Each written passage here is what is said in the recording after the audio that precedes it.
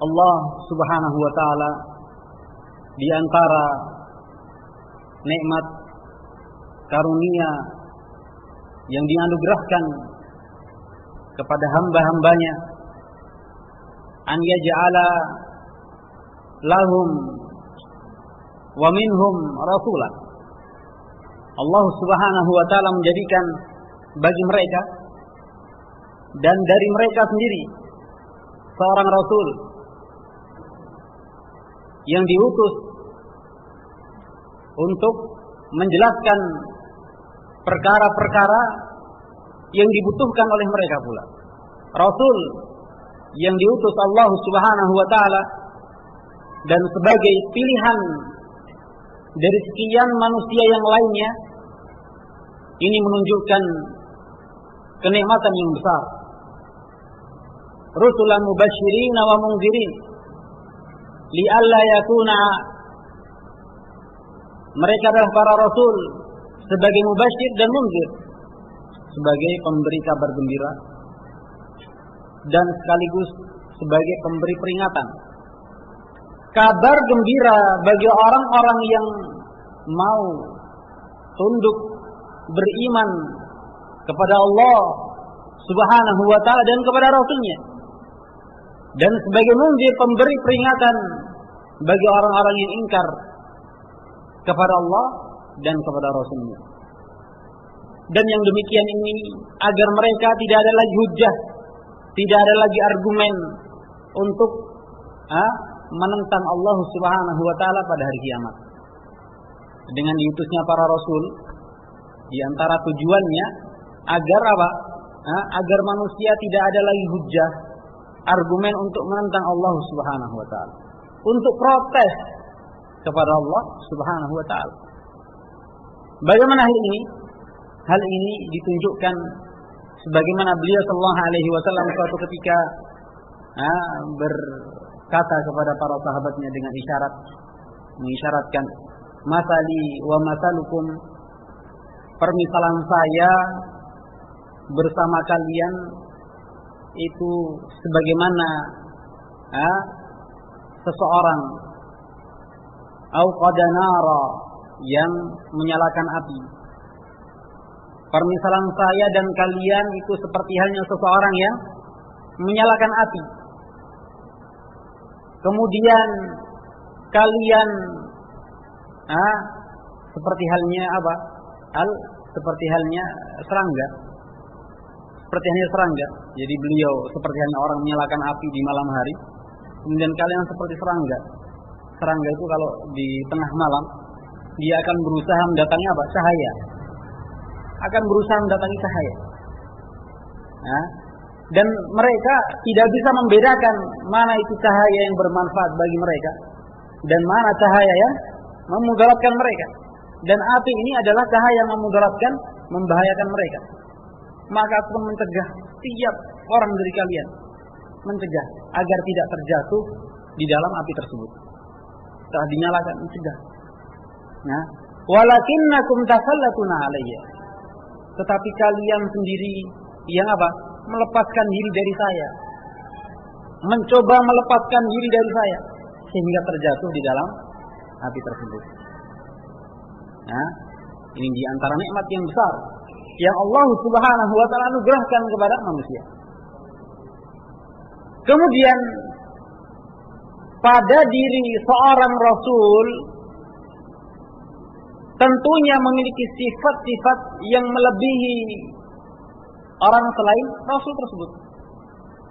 Mereka memiliki keutamaan yang tidak dimiliki oleh seorang pun selain dari al-anbiya wal mursalin, para nabi dan para rasul. Olehnya Rasul sallallahu alaihi wasallam beliau menyatakan, asyadul bala'i al-anbiya, orang yang paling besar, yang paling keras ujiannya adalah al-anbiya. Adalah al-anbiya. Tsummal amsal fal amsal. Kemudian orang yang tingkat keimanannya semisal dan semisalnya, artinya di bawahnya terus seperti itu. Dan demikian pula Allah Subhanahu wa taala menguji tiap hamba dengan ujian yang setingkat dengan keimanannya. Tidak akan mungkin Allah Subhanahu wa taala memberikan ujian yang besar kepada seorang hamba yang lemah keimanannya. Semakin tinggi keimanan seseorang, maka semakin tinggi pula ujian yang Allah berikan. Ini di antara keadilannya Allah. Dan semakin ia lemah keimanannya, maka ujiannya semakin ringan. Ujiannya semakin ringan. Nah, nikmat Allah yang besar yang dilimpahkan kepada hamba-hambanya. Hadirin rahimani wa rahimakumullah, sehingga kalau kita membaca kisahnya para rasul, kisahnya para nabi, kita akan terheran-heran dengan semua ujian yang mereka mampu lewati satu persatu, dan semuanya lolos dengan baiknya. Misalnya Nuh alaihissalam, beliau Nuh alaihissalam dinamakan dengan Nuh likasrati, karena banyaknya apa? Ini terlalu banyak menangis. Beliau orang yang paling banyak menangis, Nuh, sehingga disebut Nuh, karena sedikit-sedikit nangis. Kenapa sebabnya? Karena takutnya ia kepada Allah Subhanahu wa taala. Ujiannya luar biasa. Ujiannya luar biasa yang tidak terbayangkan kalau itu menimpa di antara kita. Tidak akan mampu kita memikulnya. Tapi beliau mampu memikulnya. Alaihissalam. Kemudian Ibrahim misalnya, sampai ditakdirkan bagi beliau alaihi salatu wassalam dengan disiksanya, dibakar dengan api ketika kaumnya pergi beserta rajanya, termasuk bapaknya Azar, untuk keperluan berburu. Kemudian Ibrahim diajak, mari ikut kami. Maka ia mengatakan, ini sakim, saya sedang sakit, minta uzur, tidak bisa ikut bersama pasukan. Setelah mereka pergi, maka Ibrahim alaihissalam datang ke ma'badnya mereka, tempat ibadahnya mereka, lalu menghancurkan seluruh berhala yang ada di sana. Illa akbaruha, kecuali yang paling besar dari al-awthan, dari berhala-berhala tersebut. Dan kapak yang beliau gunakan untuk menghancurkan sekian berhala dikalungkan di leher berhala yang paling besar, dikalungkan. Ketika mereka datang, dalam kisah yang panjang terjadi perbincangan, siapa yang melakukan hal ini kepada Tuhan-Tuhan kita? Maka seorang mengatakan, di sana ada seorang fata yuqalu lahu Ibrahim, namanya Ibrahim, barangkali dia, karena selain dia yang paling beda sendiri, yang lainnya seperti kita, dia lain sendiri. Maka Ibrahim didatangkan, ditanya, dalam kisah yang panjang dia menjawab, bal fa'alahu kabiruhum hadza. Bahkan yang melakukan ini Tuhan yang paling besar ini, yang kalian tuhankan ini, yang paling besar ini. Kenapa? Karena dia iri kan, melihat mosok yang disembah banyak, sedangkan dia yang paling besar. Dia iri, mestinya ini yang disembah. Karena ia tidak terima, maka yang kecil dia hancurkan semuanya. Buktinya apa? Kapaknya terkalungkan di lehernya, berarti dia. Maka mereka mengatakan, tidak akan mungkin, karena ini hanya sebuah batu. Tidak akan mungkin untuk melakukan, menghancurkan sekian berhala yang lain. Maka Ibrahim mengingatkan bahasa terjemahan bebasnya, sesuatu yang la yantik, yang tidak bisa berbicara, tidak bisa mendengar, kemudian kalian ibadahi. Maka mereka pun terdiam, dan muncul kekufurannya kembali. Lalu mereka mengatakan apa? Tolonglah Tuhan-Tuhan kalian, dan bakarlah Ibrahim, kumpulkanlah kayu dan bakar ia. Maka dikumpulkan kayu yang sangat banyak dan dibakarlah Ibrahim alaihissalam. Kemudian Allah Subhanahu wa taala berfirman kepada api, "Qulna ya naru kuni bardan wa salaman ala Ibrahim." Maka kami katakan, wahai api, menjadilah dingin dan keselamatan bagi Ibrahim. Sampai kayu bakar itu habis, seluruh lantak habis, menjadi arang, menjadi debu. ternyata Ibrahim masih utuh. Masih utuh, tidak ada sesuatu pun yang berkurang dari beliau kecuali beberapa helai rambut saja. Alaihi salam. Luar biasa, ujian yang besar. Rela untuk dibakar demi apa? Memperjuangkan, membela agama Allah Subhanahu wa taala. Demikian pula nabi yang lainnya, Musa alaihi salam. Bahkan sebagian al-anbiya itu harus mendapatkan ganjaran apa? Dari kaumnya, dibunuh. Allah Azza wa Jalla menyebutkan tentang kebiadaban mereka, musuh-musuhnya para nabi.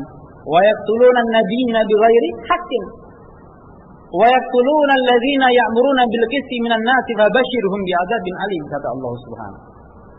Dan mereka di antara perbuatan dosanya membunuh sekian para anbiya, bukan hanya seorang nabi ya, para anbiya, para nabi, bukan hanya satu, tapi lebih dari satu, banyak yang mereka bunuh. Padahal seorang nabi itu tidak berhak untuk dibunuh, tidak diperbolehkan. Dan mereka juga membunuh orang-orang yang memerintahkan keadilan, mengajak kepada keadilan di antara orang-orang yang mengimani para nabi tersebut. Hadirin rahimani wa rahimakumullah, kita ketahui Rasulullah sallallahu alaihi wasallam mengatakan, "Asyaddun nasi azaban yaumal qiyamah," orang yang paling mendapatkan siksa terberat adalah man qatala nabiyyan au qatalahu nabiyyun. Orang yang membunuh seorang nabi ataupun dibunuh oleh seorang nabi. Jadi orang yang paling keras siksanya pada hari kiamat adalah orang yang membunuh seorang nabi atau yang dibunuh oleh seorang nabi. Nah, kenapa? Karena berarti terkumpul padanya sekian kekufuran yang tidak dimiliki orang lain.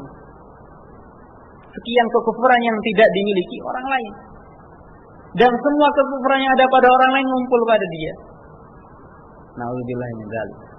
Nah, kita berlindung kepada Allah Subhanahu wa taala dari kekufuran kepada Allah Subhanahu wa taala. Di antara nabi yang berhasil mereka bunuh adalah kerabatnya Nabiullah Isa bin Maryam alaihi wassalam, yaitu Yahya bin Zakaria. Nabiullah Yahya putranya Nabi Zakaria. Dan Nabi Zakaria ini pamannya Nabi Isa, masih kerabat dekat di antara keturunannya Imran, Alu Imran, keluarganya Imran. Di saat Isa dan Yahya ini seumuran, beliau berdua, tetapi Yahya lebih dulu diangkat menjadi nabi, duluan Yahya daripada Isa ya. Jadi Yahya dulu diangkat menjadi nabi dan rasul, kemudian baru Isa. Isa adalah nabi terakhir dari kalangan Bani Israel dan nabi yang terdekat dengan Nabi Muhammad sallallahu alaihi wasallam. Pada saat raja mereka mengutus utusan para al-Gojo untuk memburu Isa bin Maryam alaihi wassalam, kemudian Allah Subhanahu wa taala menyelamatkan Isa dengan menawarkan kepada muridnya al-Hawariyun, siapakah di antara kalian yang berkenan untuk wajahnya diserupakan dengan saya? Maka ia adalah orang yang dekat dengan saya di surga, orang yang terdekat dengan saya di surga. Ditawarkan kepada Hawariyun di sebuah ruangan, man minkum, siapa di antara kalian yang mau Allah serupakan dengan saya wajahnya, tapi risikonya apa? Mendapatkan siksaan dari kaumnya. Tetapi ganjarannya, ia adalah orang yang terdekat denganku di surga nanti. Maka dari sekian orang ada seorang yang mengangkat tangan. Seorang yang mengangkat tangan, dan dia adalah orang yang paling muda di antara Hawariyun. Maka Nabi Isa merasa enggan. Beliau tawarkan kedua kalinya, siapa di antara kalian yang mau diserupakan dengan saya, dan ia nanti akan menjadi pendamping saya di surga. Ditunggu lagi, siapa yang mau berkenan? Ternyata tidak ada, kecuali orang yang tadi telah mengangkat tangannya, sampai 3 kali. sampai 3 kali hanya dia yang mengangkat tangan, maka ia pun yang dipilih oleh Isa bin Maryam alaihi wassalam. Allah Azza wa Jalla menyatakan, "Idz qala Allah ya Isa, inni mutawaffika wa rafi'uka ilayya." Wa rafi'uka ilayya. Dan Allah Subhanahu wa taala yang mengangkatmu. Allah mengatakan wa rafi'uka ilayya. Allah yang mengangkatnya ke sisi Allah Subhanahu wa taala. Wa mutahhiruka minal ladzina kafaru. Dan Allah Subhanahu wa taala yang menyucikan dirimu dari orang-orang kafir. Wa ja'ilul ladzina tabauka fawqal ladzina kafaru ila yaumil qiyamah. Dan Allah Subhanahu wa taala yang menjadikan pengikut-pengikutmu hawariyin, ansarullah, pembelanya agama Allah Subhanahu di atas orang-orang kafir pada hari kiamat. Orang-orang yang Allah muliakan. Di tempat yang lain, Yahya dikejar-kejar. Dikejar-kejar dan kemudian beliau dipanggil oleh sebuah pohon. Barakallahu fikum, untuk bersembunyi di dalam pohon. Kemudian Yahya alaihissalam bin Zakaria alaihissalam berlindung di dalam pohon tersebut. Ternyata ketika terjadinya kejadian tersebut dilihat oleh syaitan, maka syaitan memberikan kabar kepada orang-orang yang memburunya bahwa Yahya ada di dalam pohon tersebut. Faqatalu, maka mereka pun memotong pohon tersebut dan membunuh Yahya, lalu kepalanya diserahkan kepada raja mereka. Nah, dosa yang amat besar.